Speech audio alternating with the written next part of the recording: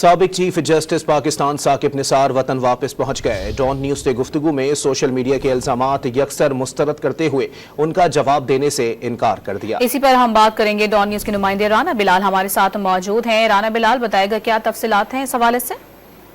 जी देखिए, साबिक chief justice Pakistan justice retired Saqib Nisar जो है वो पाकिस्तान पहुंच गए हैं और जस्टिस रिटायर्ड साकिब निसार कल रात जो है वो पाकिस्तान पहुंचे हैं। जस्टिस रिटायर्ड साकिब निसार ने सितंबर में पाकिस्तान आने का ऐलान किया था और वो गुज़िश्ता सब जो है वो लाहौर एयरपोर्ट पर उतरे हैं।